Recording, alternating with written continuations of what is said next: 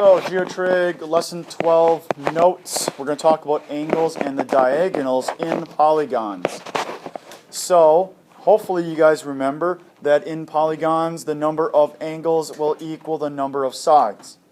But maybe we should back up. What is a polygon?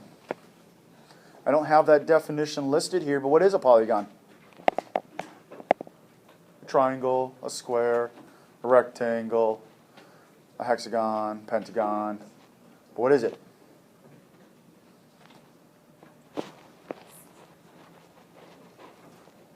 We had a definition probably in the first lesson or so. What is it?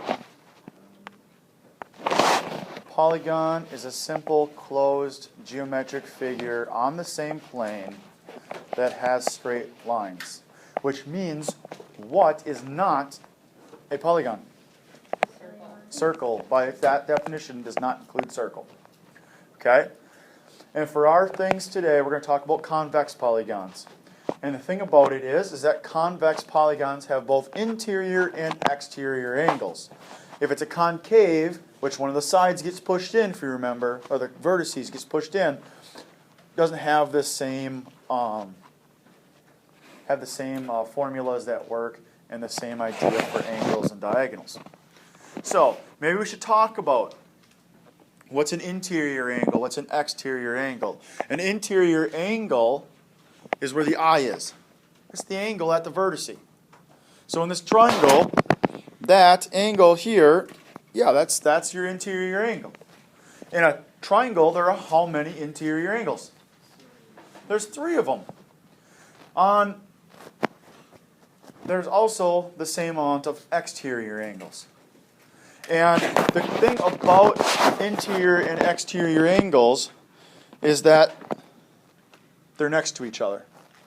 And it's almost as if I took the side. Now, the way I'm going to say this is if I went for a stroll around this triangle, and I started at this vertice on the bottom left, and I walked in that direction, eventually I would end up at this vertice right there and have to make a decision. I would have to make the decision of where do I turn to continue to walk around this triangle. And that would be turning to the left. This angle that now I'm going to turn red is the exterior angle that is associated at that vertex. Now, here's the thing. If I was to start on the other vertice up on top and walk down, now the angle's over here. But wait a minute. If you leave the other line already there, these 2 angles right here are what? The same because they are vertical angles. So the exterior angle is the same no matter which direction you are coming from. So it's formed by extending one side of the convex polygon at the vertex. Okay? Now there's something really cool. It's going to be on the next slide here, so the picture is going to disappear. Is the sum of the measures of an interior angle and the exterior angle is 180. I'm going to flip back real quick. I'm going to take some of this stuff away. I and E form what kind of line? What kind of angle? Definition we had. It's a straight angle, and all straight angles add up to, or are, 180 degrees. So that's why the first starred item up there says that if you take an interior and its exterior angle, they will add up to 180. Now, here's another cool piece of information, is that the sum of the measures of the exterior angles of any convex polygon is 360 degrees. Or, wait a minute, what else is 360 degrees? If I do a 360, I just went in a circle. Think of it this way. Here's my new pool, guys. I made a pool. It's in shape of a, what is that? That is a 5. That's not a 5-gon. It's called a Pentagon. Remember, underneath 10, there's a name for all of them. So, this is a pentagon. It's not a regular pentagon because a regular pentagon would have equal sides and equal angles. So let's say that we are standing at, or I'm standing on the edge of my pool, and I'm standing there, and I'm going to walk around it, and I'm going to go in this direction. So I'm starting on the bottom right, going to the top. Again, just like in our triangle problem, I'm going to get to the point where I have to make a decision, which way am I turning? And you would say, taking a left. And whatever that amount of degrees of turn is, I would have to take, right? So I walk right to it, and then I make my turn, and I'm going to walk. And eventually, I'll get to my other corner or vertice, right? And I'm going to do the same thing.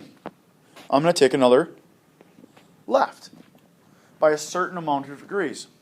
And again, take another left, take another left, and if I wanted to get back facing the same direction I started off in, I would take another left. Now wait a minute. Now I can't really show this on the video, but I can show us in real life going around a desk, but what's really happening? If I start in one spot and I walk so far and I turn, I walk again, turn, walk again, turn, turn, I now just ended up making a complete circle without actually going in a circle. I've actually traveled 360 degrees. I faced every single direction in between all of that. That's what it means. And here's the cool thing. They're going to give you problems that says find the exterior angles of a convex polygon that has 110 sides.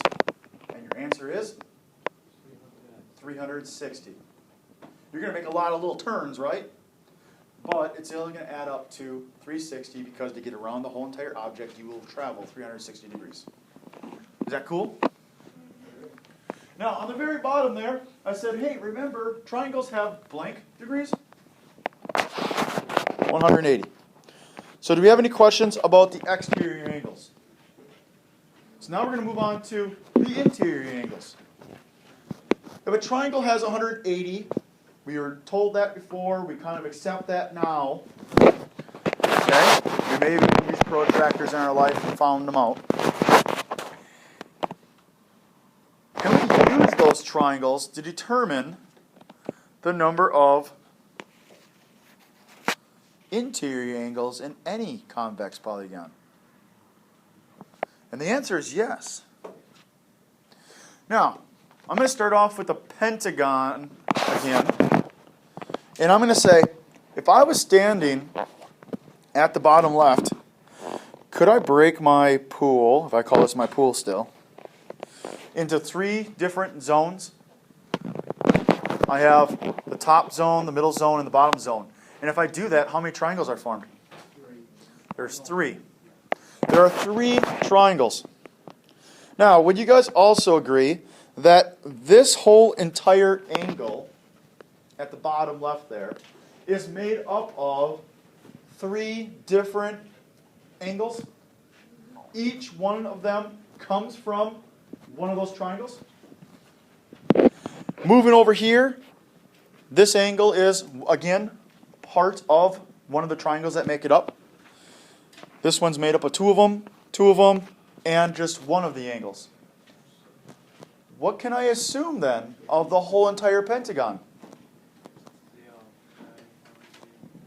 It's 540, but how? How many triangles do I have? 3. I have 3 triangles. Each triangle's worth 180. I am using in the triangles, if you take a look at it here, I'll change colors to see if I can highlight this in the video. These 3 angles in that triangle are being used, are they not? Just like these 3 and those 3 are all being used on the outside for the main degrees in the pentagon. I'm going to take those off to make us room here. So therefore, I am saying I have 3 triangles worth of degrees in a pentagon because I made 3 triangles. 3 times 180 is 540. 18 plus 18 plus 18 is 54. Add a 0. Now, let's move on to the next object, which is a six-sided, or name, hexagon. And so I'm going to do the same idea. Notice, listen, notice what I did not do. I did not use different vertices to create the triangles. I used one vertice to connect as many triangles or other vertices as I could. These are actually called diagonals. How many triangles am I able to make there? 4. 4 times, again, you can see that all of the angles in the triangles are making up the angles in the hexagon. So therefore, what's 4 times 180? Or what's 2 times 180 again? You guys should know 2 times 180. 360. And I would have 2 sets of those to make 720. Okay, so we got this idea. Let's step it up to a decagon. 10 sides. How many triangles? Can anybody actually estimate how many triangles I'll have before even doing it? Black Eye says 8. Let's test it out. 1, 2, 3, 4, 5, 6. And that's it. 6. But I have 1, 2, 3, 4, 5, 6, 7. 6 lines. Wait a minute. Am I missing one? Yeah, you're missing the last one. Oh, the last one. Wait, how many sides? There we go, right? So 1, 2, 3, 4, 5, 6, 7, 8. I have 8 triangles. Is it 2 less than how many sides? Isn't there an angle up there still? There are 8. And so 8 times 100? 8 times 100. Yes, 1,440 degrees. Guys, it's 4 times 180 to get 720. We just doubled it. What's 720 times 2? 1440, okay? Now, it says, can you come up with a formula so that we don't have to sit there and say, hey, what if I had a 100-sided polygon, or a 100gon? How many interior angles are there? There's going to be a lot. But you can very easily figure it out, instead of having to draw it all out, by using the simple formula of what? John, you were saying something what? How many triangles are there? 2 less than how many sides there? Yeah, there's always 2 less. I know what the argument is. There's always 2 less triangles than the number of sides or the number of vertices. So therefore, n equals number, oh sorry. Whoops, what did I just do? Number of degrees is equal to, well, n would be the number of sides or vertices, and we definitely have to subtract 2 from that, right? And multiply that by 180. That is your formula. That says that if I take whatever the number of sides, think of it. Let's do a triangle. Triangle has how many sides? 3. What's 3 minus 2? 1. And 1 times 180? 180. It works. A square? 4 minus 2 times 180? 360. It works. Okay? Let's move on to these things called diagonals. Now, if I want to talk about diagonals, let's try the same thing. I'm gonna go back a little bit here on these and say, what if I started off with a triangle?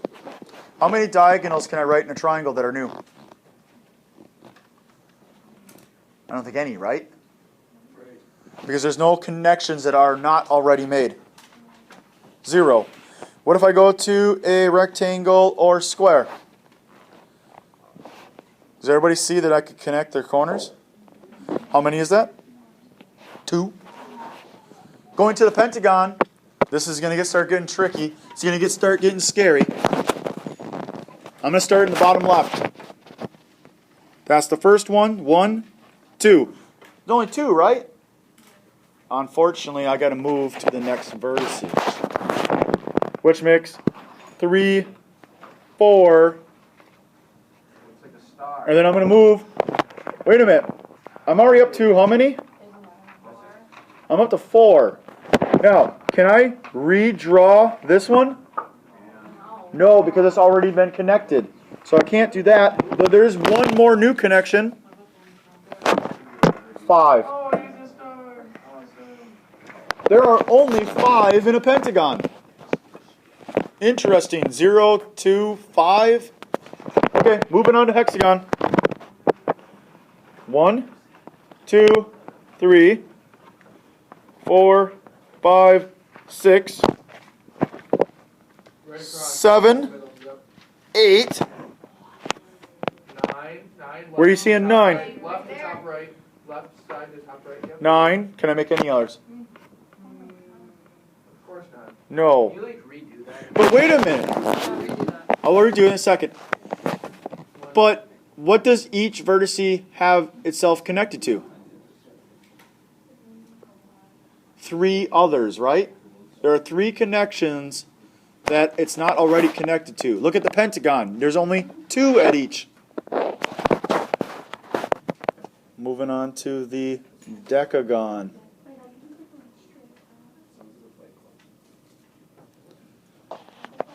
Decagon.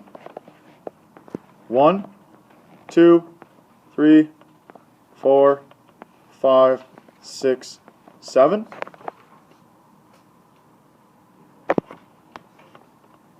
I'm going to switch colors.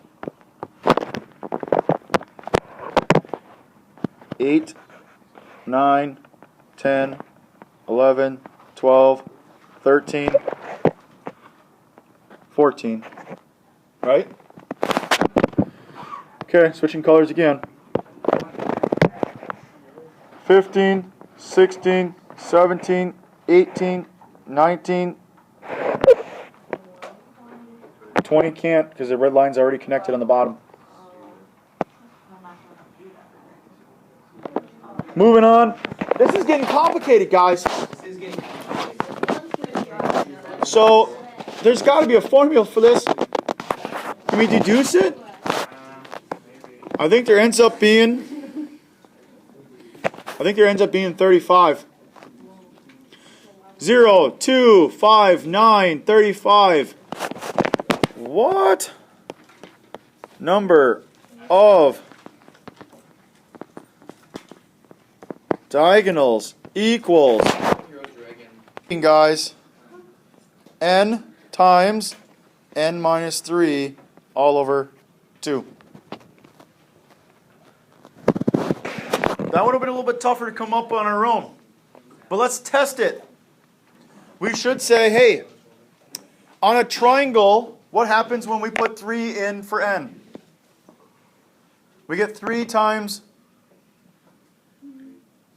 not 3 times 3, we get 3 times. If I put 3 in for n, I'm testing a triangle. What's 3 minus 3? 0. So we get 3 times 0, which is divided by 2, which is 0. How about 4? 4 times 1 divided by 2. 2. So it's working, right? So the reason I got 35 in there, because I did this already, is I put 10 in. 10 times 7, which is 70, and 70 divided by 2 is 35. Your homework is on page 95, 1, 3 through 8, and 11. Have a fantastic evening.